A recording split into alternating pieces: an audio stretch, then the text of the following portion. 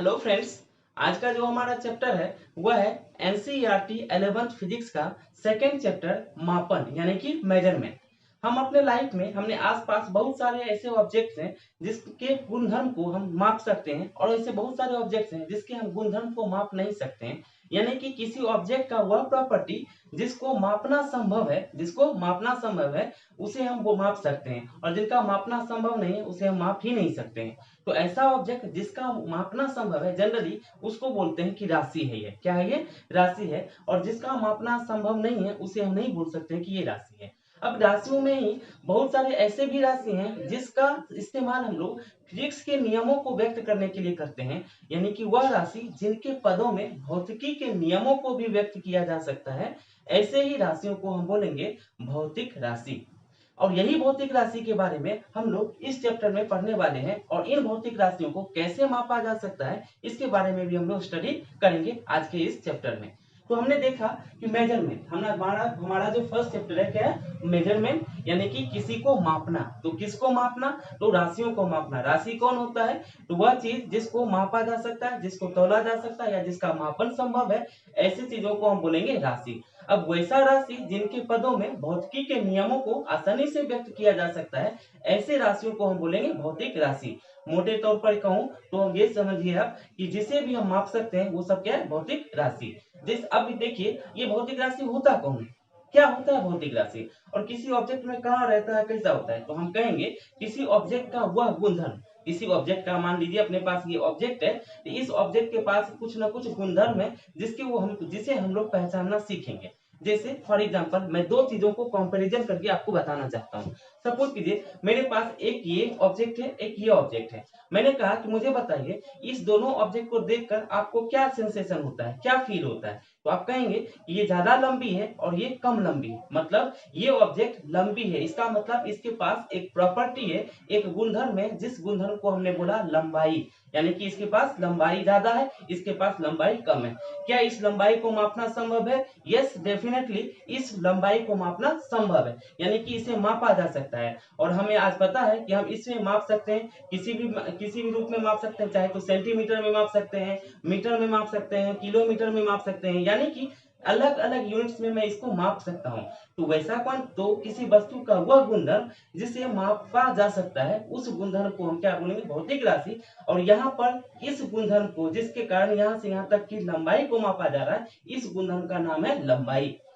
ठीक है, तो आपको पता चल गया कि भौतिक राशि क्या होता है। मतलब भौतिक राशि वह है जिसे मापा जा सकता है, वही क्या है? भौतिक राशि। अब कौन कौन है भौतिक राशि? तो वस्तु का वह गुणधर्म जिसको माप सकते हैं वही है भौतिक राशि।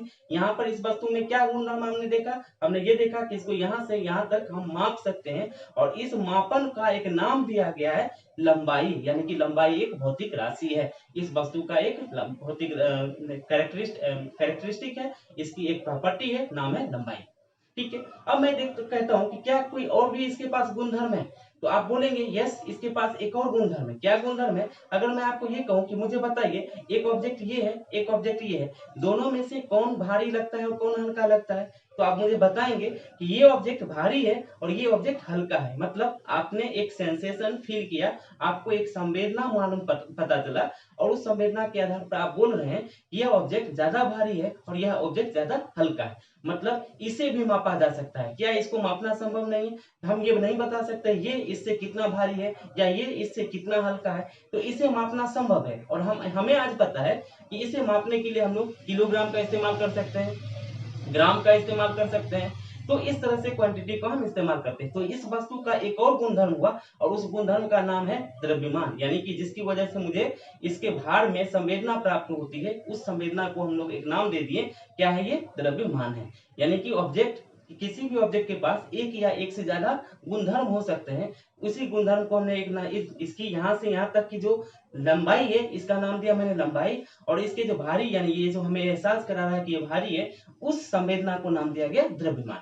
उसी तरीके से लाइफ में बहुत सारे ऐसे भी क्वांटिटी हैं जिसे हम बोल सकते हैं कि वो सब भी क्या है? भौतिक राशि। जैसे कि फॉर एग्जांपल अब मैंने बताया क्या इसके और इसके साइज में भी अंतर है, तो आप बोलेंगे यस दोनों के साइज में भी अंतर है। अगर मैं इनका क्षेत्रफल मालूम करूं तो पता चलेगा इनका क्षेत्रफल ज्यादा है, इनका क्षेत्रफल कम है। तो हम बता सकते हैं कि यह क्षेत्रफल भी इनका एक गुणधर्म है और क्षेत्रफल भी एक भौतिक राशि हो गया।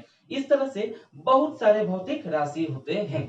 ठीक है, तो थोड़ा डेफिनेशन देख लेते हैं कि क्या क्या अभी तक हमने सीखा। हमने अभी तक क्या सीखा है, राशि यानी कि राशि। राशि क्या होता है, राशि को हम लोग अंग्रेजी में बोलते हैं क्वांटिटी, QUANTITY, क्वांटिटी।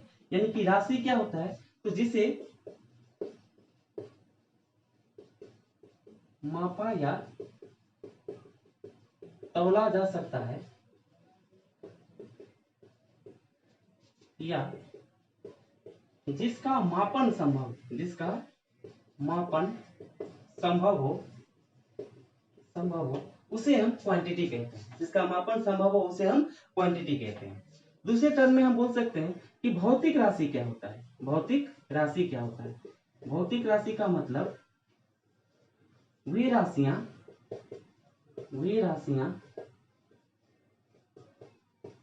जिनका मापन संभव हो तथा जिसके पदों में भौतिकी के नियमों को व्यक्त किया जा सकता है, उसे हम क्या बोलेंगे, भौतिक राशि। उसे हम बोलेंगे भौतिक राशि। जैसे मैंने बोला क्षेत्रफल, क्या क्षेत्रफल एक भौतिक राशि, तो हम कहेंगे यस। इनका क्या होता है, लंबाई गुना चौड़ाई। मुझे बताइए लंबाई भी क्या होता है, लेंथ ही होता है, और चौड़ाई भी क्या होता है, लेंथ ही होता है। यानी कि इसको हम क्या कर, क्षेत्रफल को हम लोग इस टर्म में क्या कर सकते हैं, व्यक्त कर सकते हैं। यानी कि ये क्या है, एक भौतिक राशि है। ये क्या है, एक भौतिक राशि है। ओके, नेक्स्ट हम लोग देखेंगे कि भौतिक राशि कितने प्रकार के होते हैं। भौतिक राशि कितने प्रकार के होते हैं और कितने भौतिक राशि है। तो हमने देखा कि भौतिक राशि क्या होता है, वह राशि जिसका मापन संभव हो उसे हम भौतिक राशि कहते हैं। लाइफ में अपने आसपास हम लोग और भी कुछ देखते हैं जिसको मापना संभव नहीं है। यस डेफिनेटली बहुत कुछ ऐसे चीजें हैं जिसको मापा ही नहीं जा सकता, लेकिन वो सब एग्जिस्ट करते हैं। जैसे फॉर एग्जाम्पल के लिए मैं आपसे बोल रहा हूँ कि आई लव यू, इसका क्या मतलब है, इसका मतलब है कि मैं दिल से आपको बोल रहा हूँ कि आई लव यू, बट आपने इस बात को कंसीडर ही नहीं किया। क्यों नहीं कंसीडर किया, क्योंकि मेरे पास ऐसा कोई अथॉरिटी नहीं है, मेरे पास ऐसा कुछ भी नहीं है जिसकी वजह से मैं आपको इसका एग्जैक्ट वैल्यू बता सकूं कि मैं आपसे कितना लव करता हूं। तो यहाँ जो शब्द आया प्यार यानी लव, इसका क्या इसको मापना संभव है, क्या मैं इसकी कोई क्वांटिटी बता सकता हूँ, क्या मैं इसका कोई एग्जैक्ट वैल्यू बता सकता हूँ, नॉट पॉसिबल है। क्या इसे मापना संभव है, इसे मापना बिल्कुल भी संभव नहीं है। इसका मतलब है कि this is a not a quantity, ये एक राशि नहीं है और ये ना ही एक भौतिक राशि है, ये जस्ट एक इमोशन है।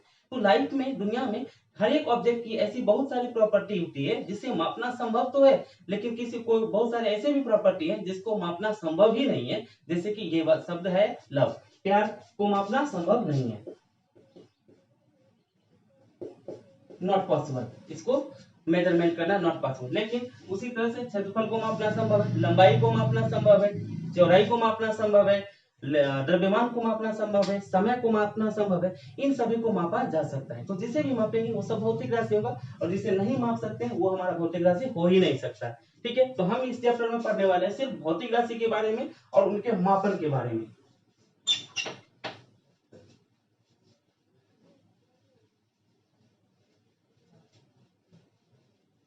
चलिए देखते हैं भौतिक राशि के प्रकार। भौतिक राशि के प्रकार देखिए, दिशात्मक आधार पर,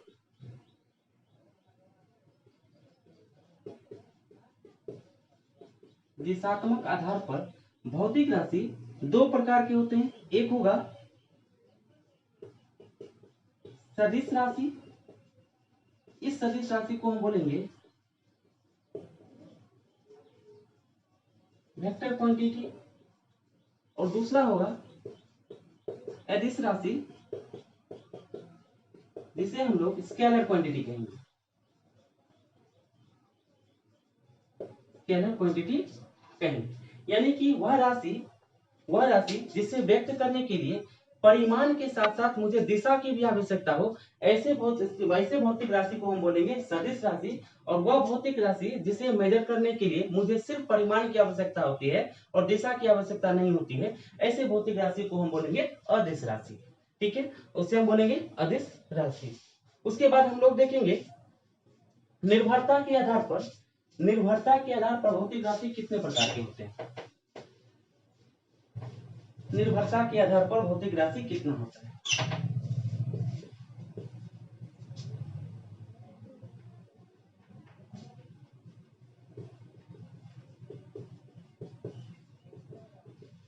निर्भरता के आधार पर भौतिक राशि कितने होते हैं। जनरली निर्भरता के आधार पर भौतिक राशि दो प्रकार के होते हैं, एक होता है मूल राशि और दूसरा होता है व्युत्पन्न राशि। मूल राशि को ही हम लोग बोलते हैं आधारी राशि या फिर फंडामेंटल क्वांटिटीज, और व्युत्पन्न राशि को बोला जाता है डेराइव्ड क्वांटिटी।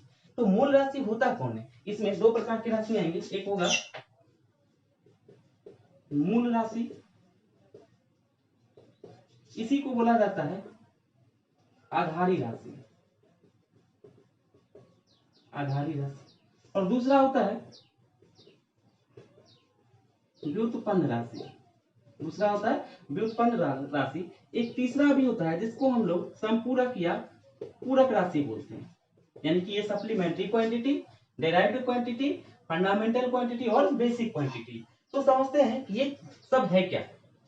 मूल राशि क्या होता है। मूल राशि का मतलब होता है कि ऐसा राशि जिसे एक्सप्लेन करने के लिए, जिसे परिभाषित करने के लिए मुझे दूसरे किसी भी क्वांटिटी की आवश्यकता ना पड़े, मुझे किसी भी राशि की आवश्यकता नहीं पड़े, ऐसे राशि को बोला जाता है मूल राशि, जिसे व्यक्त करने के लिए हमें सिर्फ और सिर्फ उसी को डिफाइन करना है और दूसरी राशि की आवश्यकता। जैसे लंबाई, अगर मुझे यहाँ से यहाँ तक मापना है तो इसके लिए मुझे कोई दूसरी राशि की आवश्यकता नहीं, जस्ट क्या करूंगा, माप सकता हूँ, और ये मापन है।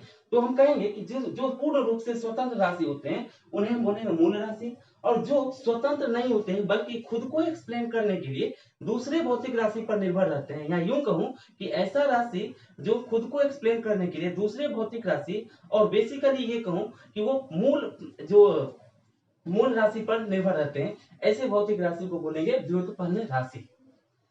पूरक राशि भी एक तरह का मूल राशि ही होता है, लेकिन इसका यूज हम लोग एंगुलर टर्म में करते हैं, यानी कोणीय रेफरेंस में हम लोग इसका इस्तेमाल करते हैं, जिसे हम लोग क्या बोलेंगे, पूरक राशि। जनरली मूल राशियों की संख्या 7 है, व्युत्पन्न राशियों की संख्या बहुत है, इनकी संख्या कोई लिमिटेड नहीं है, और पूरक राशियों की संख्या 2 है। हम लोग आगे देखेंगे ये कौन कौन से हैं। फिलहाल अभी समझते हैं कि मूल राशि, जैसे मैंने बताया लंबाई को मुझे एक्सप्लेन करने के लिए कोई राशि की आवश्यकता नहीं है, द्रव्यमान को एक्सप्लेन करने के लिए मुझे किसी राशि की आवश्यकता नहीं है। इसी तरीके से और भी बहुत सात ऐसे फंडामेंटल क्वांटिटीज हैं जिसको एक्सप्लेन करने के लिए मुझे सिर्फ सेंसेशन की आवश्यकता होती है। सेंस से हम लोग पता कर लेते हैं क्या होता है। जैसे सपोज कीजिए मैंने कहा कि यहाँ से यहाँ तक लंबाई, तो ये जो लंबाई हमको दिख रहा है ये भी क्या है, एक तरह का फिजिकल क्वांटिटी है, और ये मूल राशि, इसको मापने के लिए मुझे किसी चीज की आवश्यकता नहीं है। जो दूसरा मैंने बोला ये भारी है या हल्का है, तो मुझे पता चल गया, इसके क्या सेंसेशन मुझे मिला कि यस ये भारी है या हल्का है। इस सेंसेशन से हमने पता कर लिया इसमें भारी या हल्का है, मैंने बोला ये हल्का है, इसका मतलब मुझे एक सेंसेशन मिला। इस सेंसेशन को एक्सप्लेन करने के लिए मुझे किसी भी चीज की आवश्यकता नहीं है, वो क्या है, फंडामेंटल चीजें हैं। उसी तरीके से टाइम भी फंडामेंटल क्वांटिटीज हो। जैसे मैंने बोला आज के सूर्योदय के बाद अगले दिन के सूर्योदय, तो इस बीच में जो इंटरवल है, इसी इंटरवल को हम क्या बोलते हैं, टाइम बोलते हैं, और इसको जनरली क्या हम कहेंगे, ये एक टाइम है, समय है। यानी इसी तरीके से हम लोग देखेंगे कि कितने फंडामेंटल क्वांटिटीज है। तो मूल राशि, व्युत्पन्न राशि वो राशि जो मूल राशियों से मिलकर बने होते हैं, व्युत्पन्न राशि। और पूरक राशि क्या होता है, सप्लीमेंट्री, यानी इसका सप्लीमेंट्री क्या होता है, पूरक राशि। अब हम लोग देखते हैं कि कौन कौन सा राशि है जो मूल राशि होता है और कौन कौन सा राशि जो व्युत्पन्न राशि होता है। चलिए देखते हैं मूल राशि।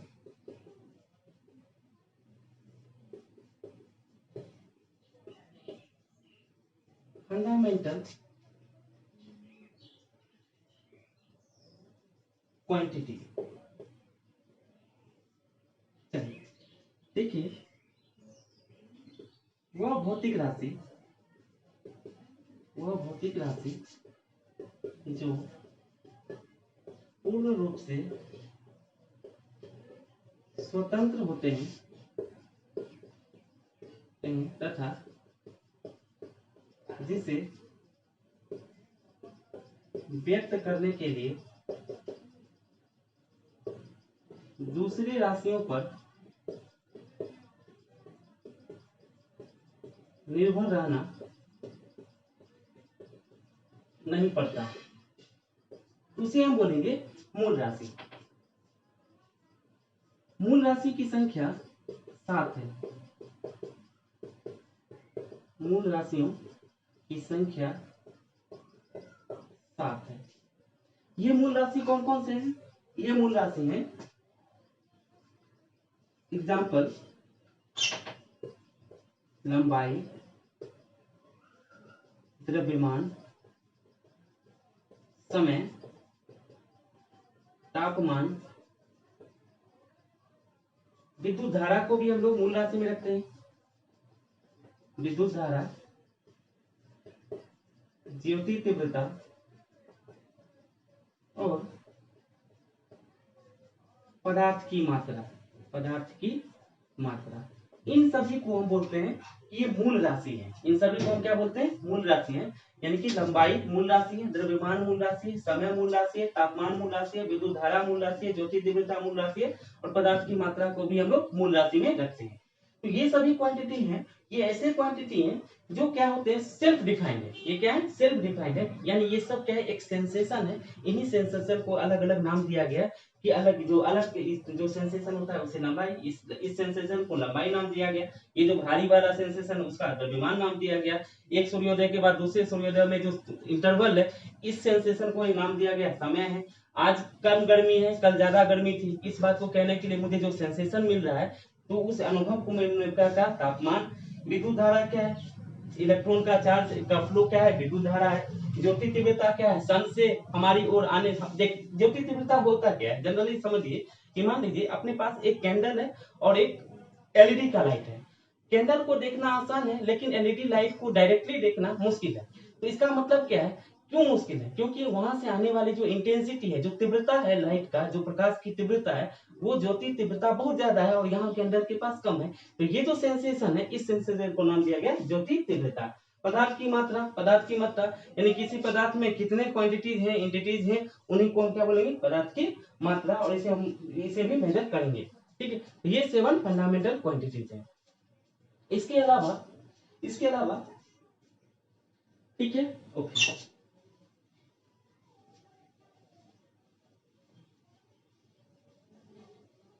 चलिए अब हम लोग देखते हैं व्युत्पन्न राशि। हम लोग देखेंगे व्युत्पन्न राशि। व्युत्पन्न राशि यानी इसे बोलेंगे डिराइव्ड क्वांटिटी। Derived quantity. व्युत्पन्न राशि होता क्या? व्युत्पन्न राशि वह राशि जिसे व्यक्त करने के लिए मुझे मूल राशि की सहायता की आवश्यकता होती है। ऐसे राशियों को हम बोलेंगे व्युत्पन्न राशि। और वह राशि जिसमें जो दूसरी राशि पर निर्भर रहता है उसे भी हम बोलेंगे व्युत्पन्न राशि। यानी कि साफ साफ कहूं तो व्युत्पन्न राशि मूल राशियों पर ही निर्भर होता है। ये सेल्फ एक्सप्लेन नहीं हो पाते हैं। इन्हें एक्सप्लेन करने के लिए मुझे फंडामेंटल क्वांटिटीज की आवश्यकता होती है। ऐसे राशि को हम बोलेंगे व्युत्पन्न भौतिक राशि। व्युत्पन्न दूसरे से उत्पन्न हुआ राशि को हम बोलेंगे व्युत्पन्न राशि। दूसरे से उत्पन्न, किससे उत्पन्न? तो फंडामेंटल क्वांटिटी यानी मूल राशि से उत्पन्न जो भौतिक राशि है उस भौतिक राशि को हम बोलेंगे व्युत्पन्न राशि। तो वह भौतिक राशि जो पूर्ण रूप से स्वतंत्र नहीं होते हैं, पूर्ण रूप से स्वतंत्र नहीं होते हैं तथा जिसे व्यक्त करने के लिए हमें मूल राशियों पर निर्भर रहना पड़ता है, उसे हम व्युत्पन्न राशि कहते हैं। व्युत्पन्न राशि कहते हैं। व्युत्पन्न दूसरे से उत्पन्न होने वाली राशि को व्युत्पन्न राशि कहते हैं, और ये व्युत्पन्न राशि मूल राशि से उत्पन्न होते हैं, इसलिए व्युत्पन्न राशि कहा जाता है। देखिए फॉर एग्जाम्पल हम क्या बोल सकते हैं, जैसे कुछ भी ले लीजिए, जैसे कि मैंने बोला क्षेत्रफल, मैंने क्या बोला, क्षेत्रफल। देखिए क्षेत्रफल के बारे में हमें पता है, ये होता क्या है, ये होता है लंबाई गुना चौड़ाई, यानी किसी ऑब्जेक्ट के लंबाई और चौड़ाई को मल्टीप्लाई कर दो तो उससे क्या मुझे मिलता है, क्षेत्रफल मिलता है। मुझे बताइए लंबाई तो ठीक है, ये क्या है, क्षेत्रफल को डिफाइन करने के लिए मुझे लंबाई चाहिए, और लंबाई कितनी बार चाहिए, तो 2 बार चाहिए। क्यों, क्योंकि लंबाई भी एक तरह का लेंथ है, चौड़ाई भी एक तरह का लेंथ ही है, तो लेंथ यानी लंबाई हमें 2 बार मल्टीप्लाई करने से क्या मुझे मिल जाएगा, क्षेत्रफल मुझे मिल जाएगा। तो इसका मतलब ये है कि क्षेत्रफल एक व्युत्पन्न राशि है जो किस पर निर्भर कर रहा है, लंबाई यानी कि मूल राशि पर निर्भर कर रहा है। उसी तरीके से मैंने बोला आयतन, आयतन क्या होता है, आयतन होता है लंबाई गुना चौड़ाई गुना ऊंचाई।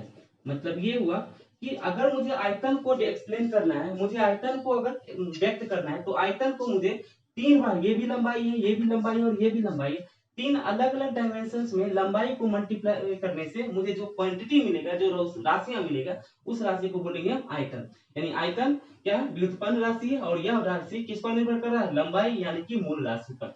उसी तरीके से मैंने बोला बल, बल बराबर क्या होता है, force equal to mass into acceleration, यानी कि द्रव्यमान गुना त्वरण, द्रव्यमान गुना त्वरण। अब देखिए द्रव्यमान ये एक मूल राशि है, ठीक है, द्रव्यमान मूल राशि है, लेकिन क्या त्वरण मूल राशि है, नहीं। त्वरण क्या होता है, वेग में परिवर्तन की दर को क्या बोलते हैं, त्वरण। तो हम बोल सकते हैं त्वरण बराबर वेग बटा समय, वेग बटा समय। यहाँ देखिए द्रव्यमान एक मूल राशि है, समय एक मूल राशि है, लेकिन वेग मूल राशि नहीं है। तो इसका मतलब वेग भी मूल राशि पर डिपेंड जरूर होगा। तो आगे समझते हैं, यहाँ देखिए द्रव्यमान गुना वेग क्या होता है, वेग क्या होता है, विस्थापन में परिवर्तन की दर को हम क्या बोलते हैं, वेग कहते हैं। विस्थापन में परिवर्तन की दर मतलब ये क्या है, लंबाई, ये क्या है, लंबाई बटा समय, लंबाई बटा समय, और ये एक समय जो नीचे से ऑलरेडी था समय। तो देखिए कि द्रव्यमान, अब ये भी भौतिक राशि, ये भी फंडामेंटल भौतिक राशि, ये भी मूल राशि, ये भी मूल राशि, ये भी मूल राशि। यानी कि अगर मुझे बल को एक्सप्लेन करना है, तो बल को एक्सप्लेन करने के लिए मुझे पता है बल बराबर होता है द्रव्यमान गुना त्वरण, जिसमें द्रव्यमान एक मूल राशि है लेकिन त्वरण मूल राशि नहीं है। तो त्वरण क्या होता है, वेग में परिवर्तन का दर होता है, यानी वेग बटा समय को हम त्वरण कहते हैं। यहाँ देखिए समय तो फंडामेंटल क्वांटिटीज है, मूल राशि है, लेकिन द्रव्यमान भी मूल राशि है, लेकिन वेग मूल राशि नहीं है। इसका मतलब वेग किसी और पर निर्भर कर रहा होगा। वेग तो वेग किस पर निर्भर करता है, तो वेग होता है विस्थापन में परिवर्तन की दर को हम वेग कहते हैं। यानी विस्थापन में परिवर्तन की दर को अगर वेग कहते हैं तो विस्थापन तो होता क्या, तो विस्थापन तो लंबाई होता है, तो लंबाई बटा समय को हम क्या बोलते हैं, वेग बोलते हैं। और ये समय एक निश्चित था, एक था, ठीक। तो यहाँ देखिए अब क्या है, द्रव्यमान, लंबाई, समय, सभी की सभी क्वांटिटी मूल राशि की क्वांटिटी है, इसीलिए ये मूल राशि पर निर्भर कर रहा है कौन, बल। तो हम कहेंगे कि ऐसी सभी राशियां जो मूल राशि पर निर्भर कर रहे हैं वो सभी राशियां क्या है, व्युत्पन्न भौतिक राशि है, ठीक है, व्युत्पन्न भौतिक राशि है। ओके, इसके अलावा एक संपूरक राशि भी होता है, इसके अलावा एक संपूरक राशि भी होता है।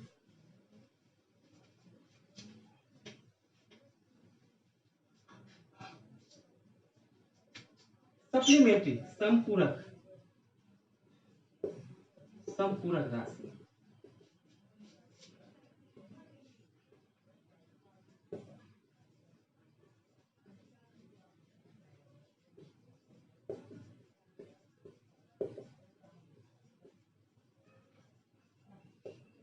संपूरक भौतिक राशि, सप्लीमेंट्री फिजिकल क्वांटिटी। देखिए जनरली 7 जो मूल राशि है, 7 मूल राशि में कुछ मूल राशि है थे ऐसे थे जो छूट गया था और उसे एक्सप्लेन उस समय नहीं किया गया था। तो जब बाद में हम लोगों को ये पता चला कि कोण के टर्म में यानी कि एंगल के टर्म में, मोड के टर्म में हमने ऐसे क्वांटिटी बनाया ही नहीं।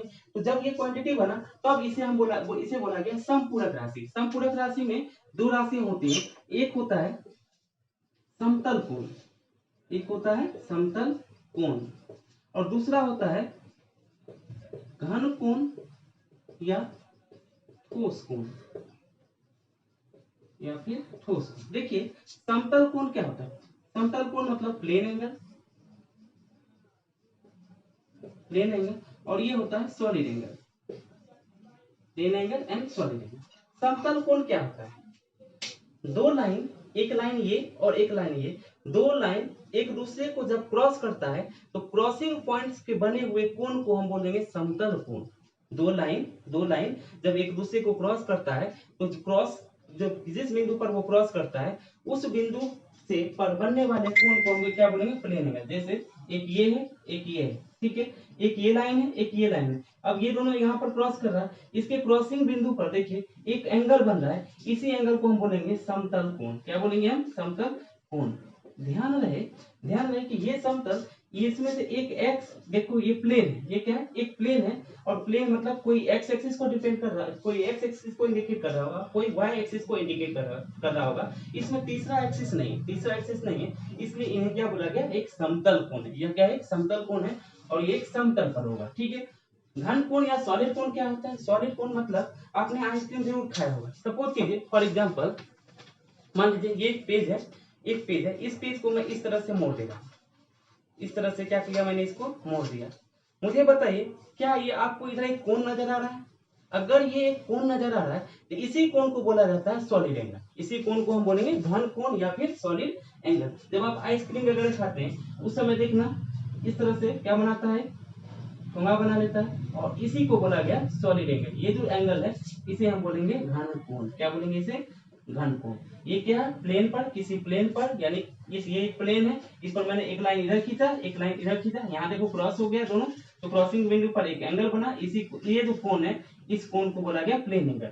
यहाँ क्या पूरी तरह से गोल है, इस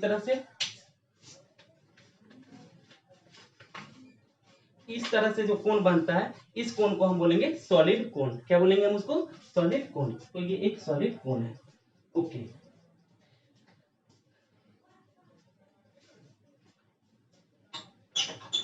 चलिए नेक्स्ट हम लोग देखेंगे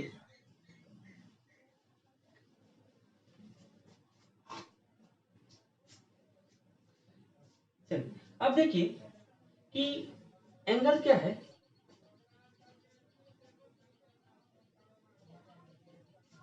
आज भर के लिए हम लोग इतना ही रखते हैं, नेक्स्ट हम लोग फिर कभी नेक्स्ट डे करेंगे।